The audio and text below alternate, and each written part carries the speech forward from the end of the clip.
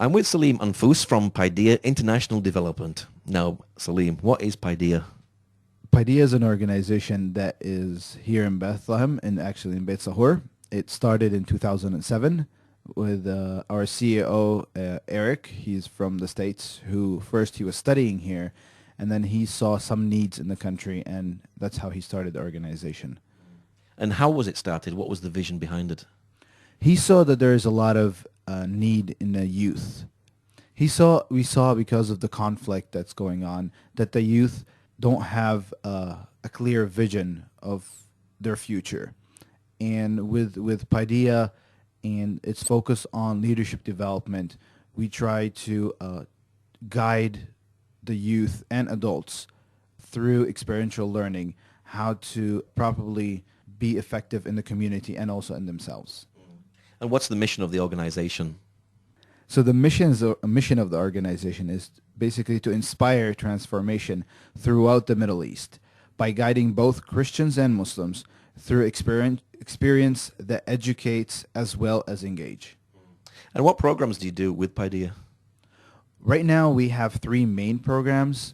ESL, English Second Language, is one of them, which actually it will start next month for the very first time.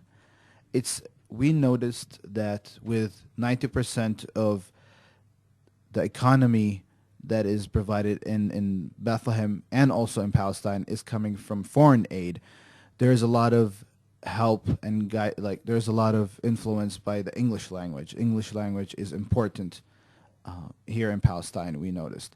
And ESL is a program where we bring a lot of children into the summer camp that will start this summer, where we, through experiential learning as well, we teach them a lot how to communicate with others and teach them English. And the more they practice English with foreigners that will be coming from the United States and from Europe and speaking and communicating with the kids, they would learn more and more how to use their English. That will be for their future benefit. I guess English now is a global language in some way. The internet is English, so it must be very, very good for the youth to actually learn a language like English. Yes, that's true, actually. Yeah. Now, you work with youth. What is the mood of the youth like in the Bethlehem area? The mood. It's a very interesting question, actually. I think I would say probably there's different kind of moods. The mood that I probably have been noticing lately is, for some reason, I don't know why, but people are always not satisfied. I notice that the youth are always not satisfied with whatever happens. Yeah. Do you think that's because, again, internet is very popular and they're maybe seeing Western TV and seeing something better to life, yet really here in Bethlehem they're stuck and they're not getting some of the things that Western nations are getting?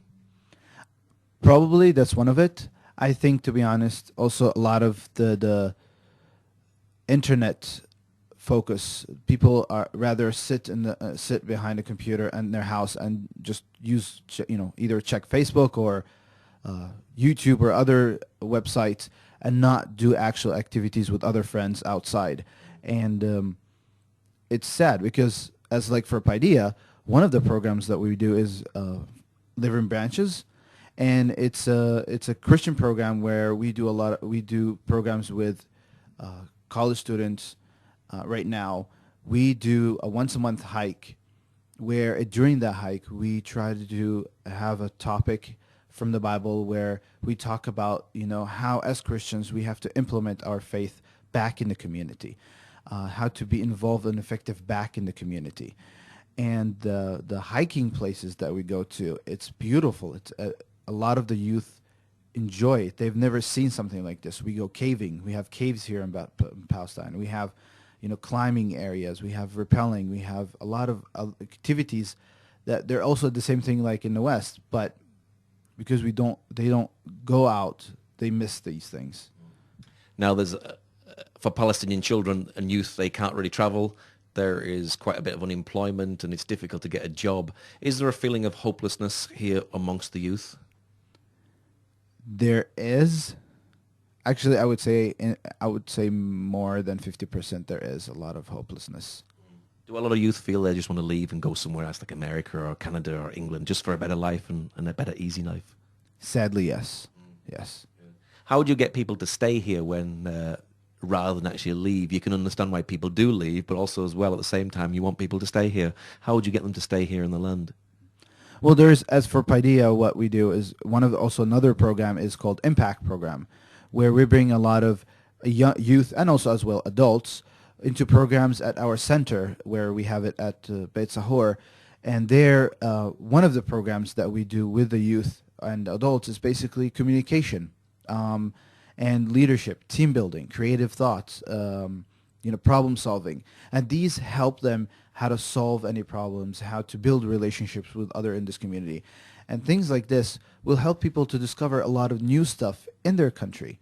Like I said earlier, the program Living Branches, where we, through activities like going outside and hiking and experiencing a lot of interesting ways to interact with people, and also meeting other friends. Like we bring people like Christians, and also with other programs, non-Christians. We bring them from Ramallah or from Nablus, from Hebron, other places, and meeting new friends, it builds up this strong relationship and knowing that, oh, I'm not alone suffering in this problem.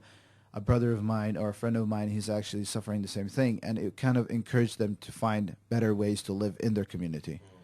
How do you bring hope to what seems like a hopeless situation? One of the things I think is unity. Unity will bring a lot of hope.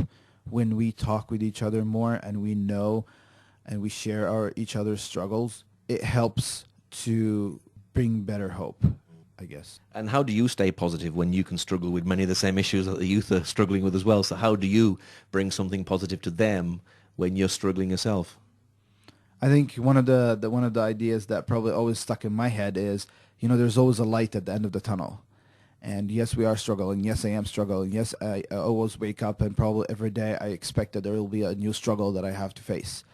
But yet, will I accept that struggle to be something that will just maybe destroy me or let me lose hope or even leave the country?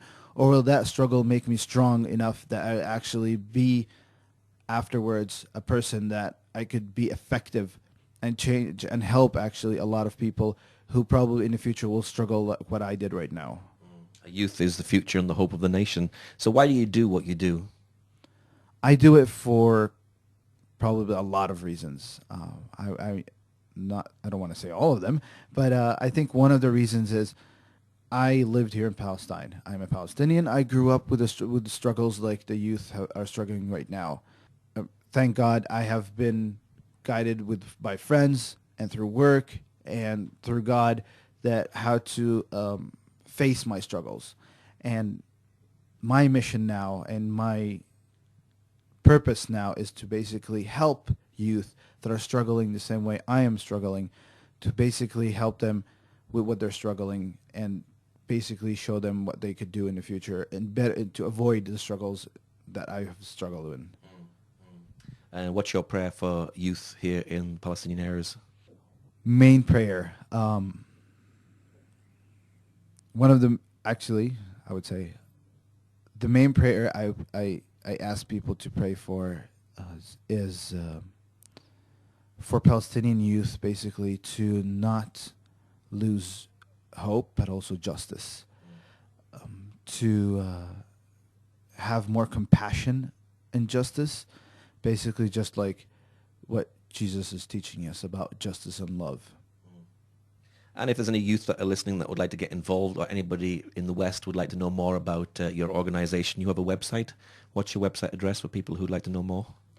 Oh, yeah. Our website address is www.paideia.org.